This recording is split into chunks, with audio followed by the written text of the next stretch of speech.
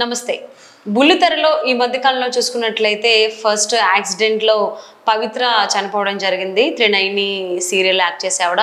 So అదే serial act చేసినటువంటి చంద్రకాంత్ కూడా అనుమానాస్పద స్థితిలో చనిపోయారు అని అంటున్నారు. కొంతమంది ఆత్మహత్య చేసుకున్నారు అంటున్నారు.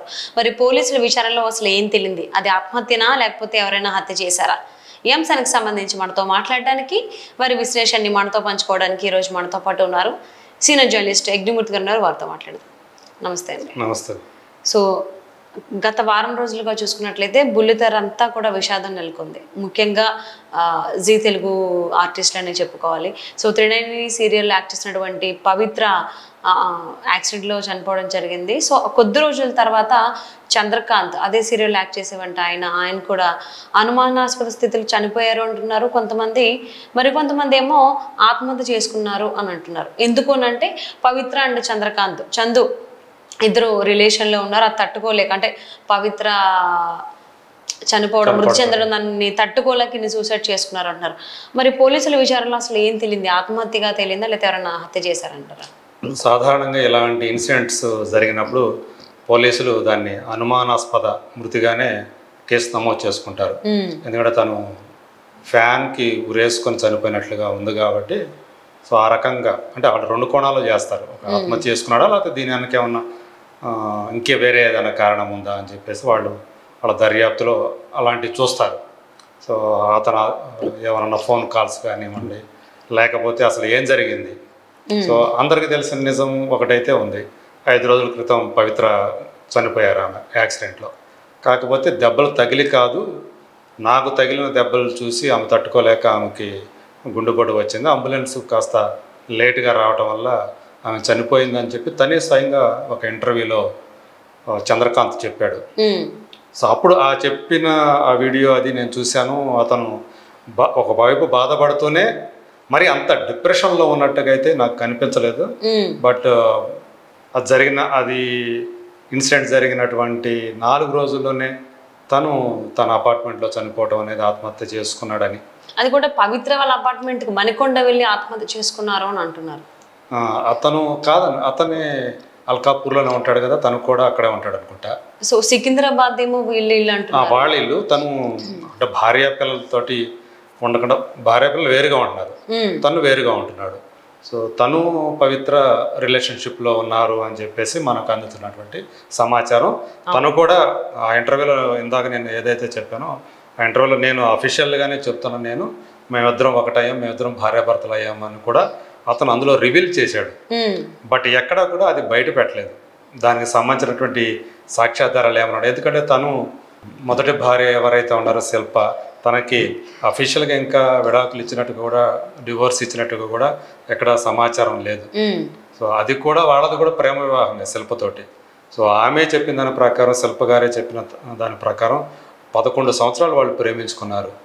ఆ తర్వాత 2015లో పెద్దలను ఒప్పించి మేము పెళ్లి చేసుకున్నాము. మాకు 2 పిల్లలు, ఫస్ట్ అమ్మాయి తర్వాత అబ్బాయి.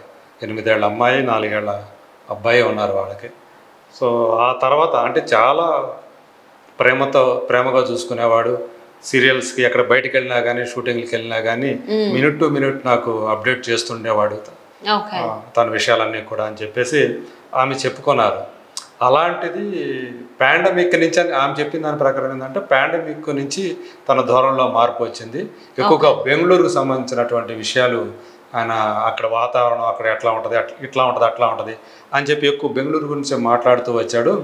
సరే ఎవరైనా ఫ్రెండ్స్ ఏమైనా చెప్తున్నారేమో అక్కడ విషయాలు అని చెప్పి నేను అనుకుంటున్నాను. తర్వాత తెలిసింది పవిత్రతోటి సన్నిహితంగా ఉంటున్నాడు అని చెప్పేసి. దానివల్ల 2 మనస్పర్ధలు వచ్చాయి అని ఆమె ఆ విషయాలన్నింటినీ వెల్లడించింది. సో మొత్తానికి ఆమె చెప్పిన విషయాలు, అలాగే తను మరణానికి ముందు చెప్పిన విషయాలు, ఇవన్నీ కూడా ఒకసారి కనుక చూసుకుంటే తను నాకు లైఫ్, తను నా ప్రాణం, తను లేకపోతే నేను లేను అన్నట్టు చెప్తూ వచ్చాడు. అలాగే ఒక ఆర్టిస్ట్ కరాటే కళ్యాణి అని ఆమె వాట్సాప్ చాట్ని ఆమె రివీల్ చేశారు ఆమె తన ఫేస్బుక్ అకౌంట్ ద్వారా. అందులో వాళ్ళిద్దరి మధ్య సంభాషణ అదంతా కూడా నాకు బతకాలని లేదని చెప్పేసి తను చెప్పడం, ఆమె ధైర్యం చెప్పడం, అందులో అందరూ మేమంతా ఉండాం కదా, ఎందుకు అంత డిప్రెషన్లోకి వెళ్తావు అని చెప్పేసి ఆమె ధైర్యం చెప్తుంటే అందులో ఉంది మరి. సో ఏదేమైనా కానీ ఒకవైపు భార్యకు దూరం అయిపోవటం, భార్య పిల్లలకి, ఇంకోవైపు తను ఎంతగానో ప్రేమించినటువంటి పవిత్ర చనిపోవటం. సో దీన్ని జీర్ణం చేసుకోలేకే, అంటే దీనికి సంబంధించి ఇరు కుటుంబాల నుంచి కూడా అతనికి మీద ఒత్తిళ్లు రావచ్చేమో, వచ్చి ఉండొచ్చు. ఓకే. సో ఆమె చనిపోవటం, అలాగే పిల్లల భవిష్యత్తు ఏంటి అనేది ఒకటి ఉంటుంది. అంటే రెండు కుటుంబాల సంబంధించినటువంటి విషయాల్ని మరి తను బ్యాలెన్స్ చేయాలి వాళ్ళందరినీ కూడా. సో ఇవన్నీ కూడా అతని మీద ఏమన్నా ప్రభావం చూపి బాగా ఒత్తిడికి, మానసిక పరమైనటువంటి ఒత్తిడికి గురి చేసి ఉంటాయి. అందు గురించి అతను ఇలాంటి తీవ్రమైన పనికి పూనుకొని ఉంటాడని చెప్పేసి నేను అనుకుంటున్నాను. పోలీసుల విచారణలో అతని ఆత్మహత్య లేకపోతే ఇంకేదన్నా అనే విషయాలు తేలుతాయి, అవి చెప్తారు వాళ్ళు అఫీషియల్గా. ఒకవేళ ఆత్మహత్య అయితే దీనికి ఇలాంటి వాటి వల్లే, ఈ ఒత్తిళ్ళ వల్లే తట్టుకోలేక డిప్రెషన్కి, ఆత్మన్యూనత అంటాం, ఆత్మన్యూనత భావానికి గురయ్యి చనిపోయి ఉంటాడు, అలా ఆ పని చేసి ఉంటాడు అని చెప్పేసి నేను అనుకుంటున్నాను. అంటే చంద్రకాంత్ ఫ్యామిలీ మెంబర్స్ ఎవరైతే ఉన్నారో వాళ్ళు ఏం భావిస్తున్నారు? ఇది ఆత్మహత్యగా అనుకుంటున్నారు లేకపోతే ఎవరైనా చేసి ఉండొచ్చు అనుకుంటున్నారు? వాళ్ళు వేరే వాళ్ళ మీద ఎవరి మీద అనుమాన పడుతున్నట్లయితే ఇప్పటిదాకా చెప్పలేదు. బట్ పవిత్రతోటి రిలేషన్షిప్లో ఉన్నారనే విషయాన్ని వాళ్ళ తల్లిదండ్రులు కూడా చెప్తున్నారు. సో ఆమె ప్రభావానికి లోనైపోయాడు. సో తనే ఆమె దగ్గరికి, అంటే ఆమె అంటే పవిత్ర ఆమెను తన దగ్గర పెట్టుకుంది తను అన్నట్టుగా వాళ్ళ తల్లిదండ్రులు చెప్తున్నారు, చంద్రకాంత్ తల్లిదండ్రులు. సో మొత్తానికి ఏంటంటే ఇలాంటి విషయాల్ని చాలా వరకు ఏంటంటే పెద్దవాళ్ళు యాక్సెప్ట్ చేయరు. ఎందుకంటే అందరూ వాళ్ళు ప్రేమించుకొని పెళ్లి చేసుకున్నారు, 2 పిల్లలు ఉన్నారు. సో వాళ్ళని వదిలిపెట్టి ఇంకొకరితోటి, పైగా అవతల వాళ్ళు కూడా పవిత్రకు కూడా ఆమెకు అదివరకే పెళ్ళి, ఆమెకు కూడా 2 పిల్లలు ఉన్నారు. సో ఈ 2 కుటుంబాలకు సంబంధించిన విషయం ఇది చాలా ఇబ్బందికర విషయం. అంటే సోషల్గా, సామాజికంగా చూస్తే పిల్లల మీద ఎక్కువ ప్రభావం చూపుతుంటాయి ఇలాంటి ఘటనలు. సో వాళ్ళ భవిష్యత్తు ఎలా ఉండబోతుంది, ఎందుకంటే వాళ్ళంతా కూడా జీవితకాలం అంతా ఫేస్ చేయాలి. ఎవరో ఒకరు ఇవి గుర్తు చేస్తూనే ఉంటారు, మీ ఫాదర్ ఇలా అంట కదా, మీ మదర్ ఇలా అంట కదా అని. ఇలాంటి జరిగినప్పుడు అటు పవిత్రకి ఇటు చంద్రకాంత్ ఫ్యామిలీ ఇద్దరికి కూడా, ఆ పిల్లలకు కానీ, సో వాళ్ళకి సంబంధించిన వాళ్ళకి కానీ, తల్లిదండ్రులు కావచ్చు, భార్యాభర్తలు కావచ్చు, ఇలాంటివి వాళ్ళు చాలా కాలం వరకు, అంటే జనాల మనసుల్లో నుంచి బయటికి వెళ్ళేంత వరకు కూడా ఇలాంటి వాటిని ఫేస్ చేయాల్సి రావడం అనేది చాలా ఇబ్బందికరమైనటువంటి విషయం. ఏదేమైనా కానీ చంద్రకాంత్ మృతి అనేది ఒక పెద్ద షాకింగ్ అని చెప్పాలి.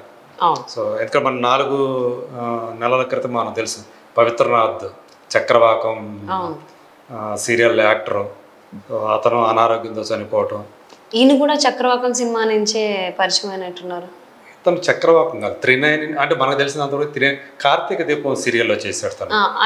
అంటే మంజుల నాయుడు గారు తీసినటువంటి సీరియల్ ఏదైతే ఉందో, సో అందులో నుంచి ఈయన, అంటే నేను విన్న మాటల ప్రకారం ఏంటంటే అప్పటి నుంచి, అంటే మంజుల నాయుడు దగ్గర ఈయన ఫ్రీగా యాక్ట్ చేశారు, ఆయన డబ్బులు తీసుకోకుండా అనేది కూడా నేను విన్నాను అనమాట ఆ చక్రవాకం సీరియల్లో. అవునా? ఓకే. అది ఆ విషయం మీద అయితే నాకు పెద్దగా అవగాహన లేదు కానీ, బట్ ఇప్పుడు తను కూడా 2-3 సీరియల్లో యాక్ట్ చేశాడు.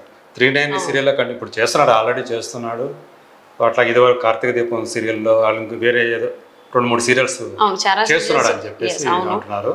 సో మరి నిజంగా చెప్పాలి అంటే ఒకవేళ ఆత్మహత్య అయ్యి ఉంటే కనుక ఒక్కసారి ఆలోచిస్తే పిల్లల గురించి, పిల్లల భవిష్యత్తు, ఎందుకంటే ఇప్పుడు పవిత్ర గారికి 2 పిల్లలు అంటున్నారు, ఈయనకి 2 పిల్లలు ఉన్నారు. సో వాళ్ళ గురించి ఆలోచించి వీళ్ళు కొంచెం ఆత్మహత్య చేసుకుని ఉండే దాంట్లో కొంచెం వెనకడుగేసి ఉంటే బాగుండేదేమో అనిపిస్తోంది. బట్ ఇంకా ఏంటనేది మనకి పోలీసుల విచారణలో తెలియాల్సింది కాబట్టి చూద్దామండి. Thank you so much Jaganmurthy గారు.